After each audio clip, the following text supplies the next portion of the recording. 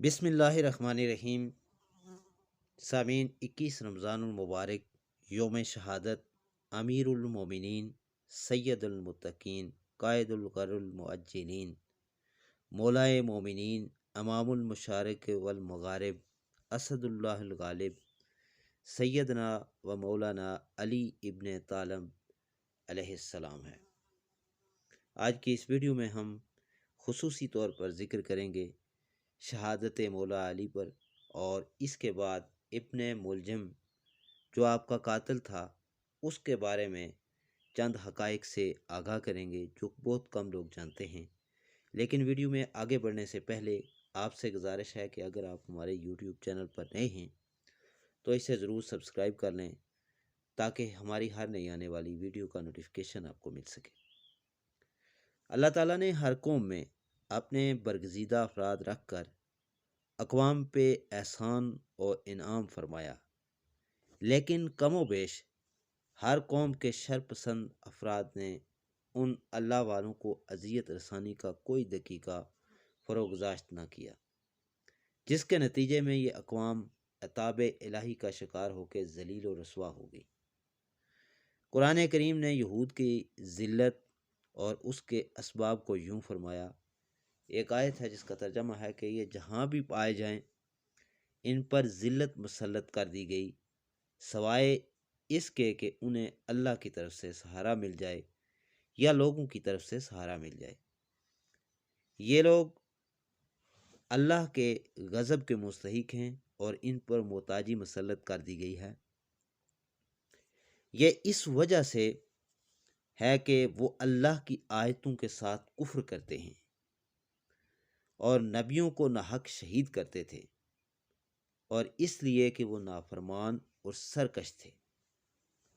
उम्मत मुहम्मदिया को रसूल पाक सल्लल्लाहु अलैहि वसल्लम के वजूद अनवर की बरकत से खैरुल उम्म बना दिया गया, लेकिन इस उम्मत ने भी यहूद के नक्शे कदम पर चलने में कोई कसर बाकी नहीं छोड़ी।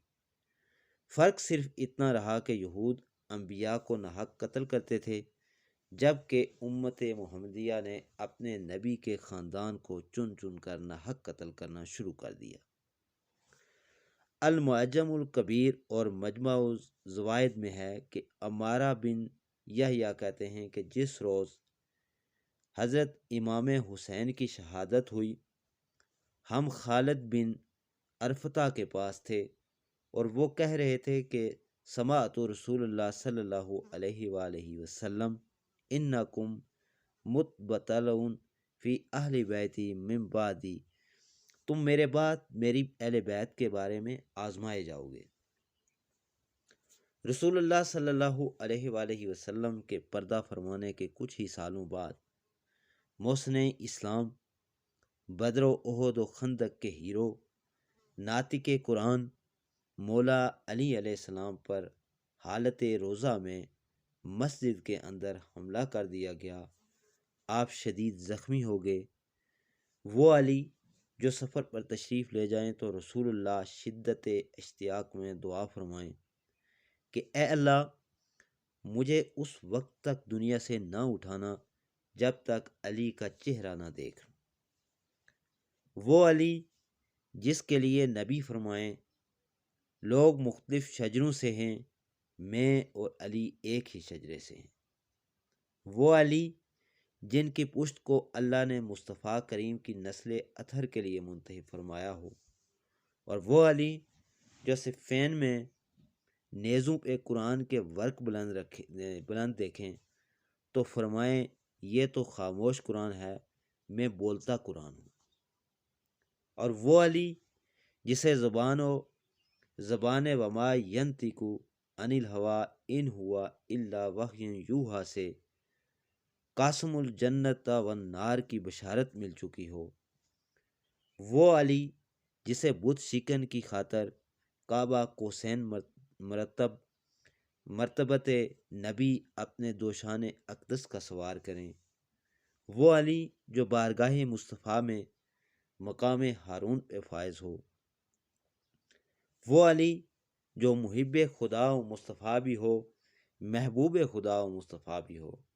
वो अली جس کی ذوالفقار کی چمک عرب کے شرک قدوں کی ظلمتوں میں نور اسلام کا اجالا کر دے، وہ علی جسے خدا نے روئے زمین میں مصطفیٰ کی محبوبہ بیٹی فاطمہ الزہرا کا کف بنایا ہو، وہ علی جس کے بچے جنت کے سردار ہوں، خود ان کا بھی سردار ہو۔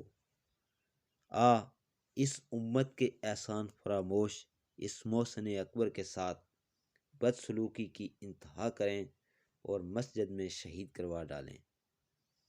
تاریخ مدینہ و دمشق میں ہے کہ عمر بن حبشی کہتے ہیں کہ امام حسن مجتبیٰ علیہ السلام نے مولا علی کی شہادت کے بعد ہمیں خطاب کیا، فرمایا یقیناً کل تمہیں ایسی شخصیت داغ مفارقت دے گئی کہ پہلے لوگ علم میں ان سے سبقت نہ لے جا سکے اور بعد والے ان کے مقام و مرتبے کا ادراک نہ کر پائیں گے۔ جب بھی رسول اللہ صلی اللہ علیہ وآلہ وسلم نے ان کو کسی مہم پر روانہ فرمایا، جھنڈا عطا فرمایا، وہ کبھی بغیر فتح کے واپس نہیں لوٹے۔ مولا علی کو شہید کر کے بھی اس امت نے یہود کا راستہ نہ چھوڑا۔ آپ کی شہادت کے 7 سال بعد دنیا پرستوں نے امام حسن مجتبیٰ کو زہر دے ڈالا۔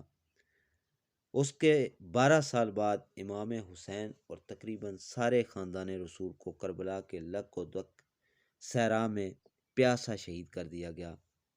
ناحق قتل ذریت نبی کا سلسلہ جاری رہا اور تقریباً تمام ائمہ اہل بیت یوں ہی ناحق شہید کیے جاتے رہے۔ حق بات کڑوی ہو تو لاکھ ہو، مثل یہود یہ امت بھی اپنے نبی اور اولاد نبی سے حق وفا ادا کرنے میں بری طرح ناکام رہی۔ یہی وجہ ہے کہ یہود کو اللہ نے انبیاء کی اہانت کی بنا پر رسوا کیا تھا۔ آج مسلمان خاندان نبوت کے ساتھ بدسلوکی کے کارن اقوام عالم میں ذلیل و رسوا ہو چکے ہیں۔ سامعین، اب ہم گفتگو کریں گے اس شخص کے بارے میں، ابن ملجم ملعون کے بارے میں، جس نے حضرت علی علیہ السلام کو شہید کیا تھا۔ حضرت علی علیہ السلام کی ظاہری خلافت کا زمانہ تھا، اور جب زمانہ آیا تو حضرت علی نے یمن میں اپنے عامل نمائندے کو خط لکھا اور اس سے درخواست کی کہ لوگوں کے ساتھ عدل و انصاف سے پیش آئے، اور آخر میں اس سے چاہا کہ 10 لائق ترین اپنے معتمد افراد کو ایک خاص کام کے لیے حضرت علی کے پاس بھیجے، اور اس نے 100 افراد کو منتخب کیا اور پھر ان میں سے 10 لوگوں کو جو سبھی سے افضل اور اچھے تھے انتخاب کیا۔ ان 10 لوگوں میں ابن ملجم مرادی بدبخت بھی شامل تھا۔ جب یہ لوگ حضرت علی کے پاس پہنچے تو ابن ملجم شجاع، فصیح و بلیغ تھا۔ اس کو ان لوگوں نے اپنا سخن گو بنایا تاکہ حضرت علی سے گفتگو کرے، اور مدح بھی، جو اس نے خود اشعار لکھے تھے وہ پڑھے۔ اس کی تمام باتوں میں ایک بات یہ تھی کہ ہم فخر کرتے ہیں، آپ فرمان دین ہیں، ہم غلامی کریں گے، اور ہماری تلواریں آپ کے دشمن کے لیے آمادہ ہیں۔ حضرت علی نے بعد میں اس کو اپنے پاس بلایا اور فرمایا تمہارا نام کیا ہے؟ اس نے کہا عبد الرحمن۔ حضرت نے کہا تمہارے باپ کا کیا نام ہے؟ اس نے کہا ملجم، یعنی اس کا پورا نام عبد الرحمن ابن ملجم تھا۔ تو حضرت علی نے کہا، اس سے فرمایا کہ کس قبیلے سے ہو؟ اس نے کہا مراد سے۔ پھر حضرت نے اس سے 3 مرتبہ کہا کیا تم مرادی ہو؟ کیا تم مرادی ہو؟ کیا تم مرادی ہو؟ ابن ملجم نے کہا جی ہاں یا امیر المومنین۔ اس وقت حضرت علی نے زبان پر کلمہ ترجیح جاری کیا، انا للہ و انا الیہ راجعون۔ حضرت نے اس سے پوچھا کیا تمہاری دایا یہودی عورت تھی؟ کہا جی ہاں، جو عورت مجھے دودھ پلاتی تھی ایک یہودی عورت تھی۔ حضرت علی نے فرمایا جب تم روتے تھے تو تمہاری دایا کہتی تھی کہ اے قاتل شتر سالے سے بدتر۔ ابن ملجم نے کہا جی ہاں ایسا ہی تھا۔ حضرت علی خاموش ہو گئے اور حکم دیا کہ اس کی مہمان نوازی کریں۔ کچھ دنوں بعد ابن ملجم بیمار ہوا، کیونکہ وہاں اس کا کوئی نہ تھا تو حضرت علی خود اس کی عیادت اور خدمت کیا کرتے تھے، یہاں تک کہ وہ صحیح ہو گیا۔ ابن ملجم اس قدر حضرت علی کی محبت کا شیفتہ ہو گیا، عرض کیا کہ میں آپ کے پاس سے نہیں جاؤں گا اور اب یہی رہوں گا۔ حضرت علی نے فرمایا انا للہ و انا الیہ راجعون۔ ابن ملجم نے کہا کہ اس آیت کے پڑھنے سے آپ کی کیا مراد ہے؟ تو حضرت علی نے فرمایا کہ تم میرے قاتل ہو۔ ابن ملجم کو اس بات سے بڑا تعجب ہوا اور سوچ رہا تھا کہ حضرت علی کا دوست اور محب ہوں، لیکن یہ نہیں جانتا کہ خداوند عالم سبھی انسانوں کا امتحان لیتا ہے، اور جو شخص محبت کا دعویٰ کرتا ہے اس کے اوپر ہزاروں امتحان ہوتے ہیں۔ ابن ملجم نے اپنا سر پیٹ لیا اور کہا کہ امیر المومنین ابھی اسی وقت مجھے قتل کر دیں تاکہ ایسا حادثہ پیش نہ آئے۔ حضرت علی نے فرمایا تم نے ابھی کوئی ایسا کام انجام نہیں دیا، میں کیسے جرم سے پہلے قصاص لوں؟ ابن ملجم صفین اور نہروان کی جنگوں میں حضرت علی کے قافلے کے ساتھ ساتھ تھا۔ جب لشکر اسلام نے خوارج پر غلبہ حاصل کیا تو ابن ملجم نے کہا کہ مولا اجازت دیں میں آپ سے پہلے کوفہ جا کر آپ کی فتح و کامرانی کی خوشخبری کوفہ والوں کو دوں۔ حضرت علی نے کہا تمہارا مقصد اس کام سے کیا ہے؟ اس نے کہا میں چاہتا ہوں کہ خدا مجھ سے راضی ہو جائے کہ حضرت علی کی کامیابی سے لوگوں کو خوشحال کروں۔ حضرت علی نے اجازت دے دی۔ اس نے ایک جھنڈا ہاتھ میں لیا، کوفہ کی طرف شہر میں داخل ہوا اور بشارت کی فریاد شہر میں گونجی۔ اس طرح وہ گلیوں سے گزر رہا تھا کہ قطامہ کے گھر کے پاس پہنچا۔ یعنی یہ ایک بہت خوبصورت عورت تھی اس علاقے کی، اور ضرب المثل تھی، اور بہت حسین و جمیل اور دولت مند تھی، لیکن بدکار اور فاحشہ عورت تھی۔ جب اس نے فتح کی خبر سنی، ابن ملجم کو پکارا تاکہ وہ اپنے باپ اور بھائی کے بارے میں پوچھے۔